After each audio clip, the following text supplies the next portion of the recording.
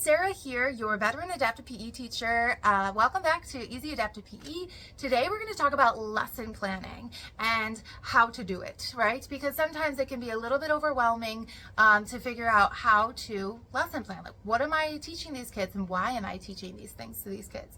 Please like, subscribe, all the things. All right, let's get into it. So the purpose of lesson planning, right? Why do we plan ahead of time? It's not so that we don't look like we don't know what we're doing. It's not so that we're prepared. I mean, it is so that we're prepared. But what is like the really main focus and the goal of lesson plans? It's to take those goals that those kiddos had that we already did the assessments and we wrote the IEP goals and we can see where their strengths are and where their areas of improvement. And now we're almost operationalizing it, right? We're taking those goals and we're saying, okay, how can we make these actionable items within our lessons each week so that these kids are able to get that practice, so I can take that data for those benchmarks and for the end of the year annual review report. So what does that look like, right?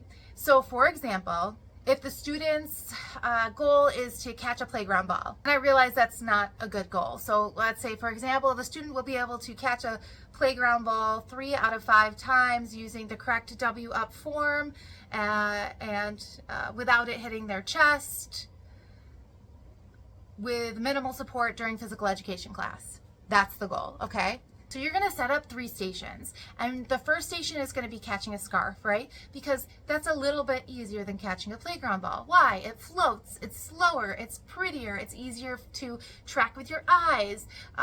Then the next station, station number 2, might be catching a balloon, right? So again, it's going to go a little bit slower, it's going to float, it's an engaging activity, it's going to be a little bit easier to catch. And then number 3, you might do the actual playground ball, right?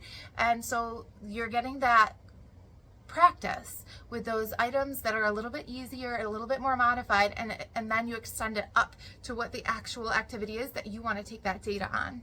Because then that activity becomes much more goal focused and you know that's where you're going to be. So, or whomever is taking that data for you, right? Because you could have the paraprofessionals have your cell phone and put the information right into the Google form, so you know that paraprofessional who's at the station number 3 is the one taking the data for the goals. Lesson planning ensures that the daily goal, that the goals are being fed each time that the kiddos come to your class. So each time they come, they're being fed their goals, the lessons are being fed the goals, so the goals are constantly part of your lesson planning. It doesn't have to be the same 3 activities every time, to those 3 stations that I talked about.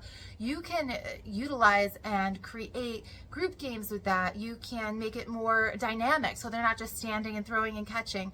You know, there's innumerable ways in order to catch a playground ball, or to lead up to catching that playground ball, or to even go beyond that and make it a little bit more difficult if you need to do that for some of your students. So just looking at those pieces and always remembering, how can I incorporate these students' goals into my lesson? All right, guys, I hope you enjoyed this video. At the bottom, there's going to be a lesson plan template. It's blank. It's what I use. Feel free to grab it.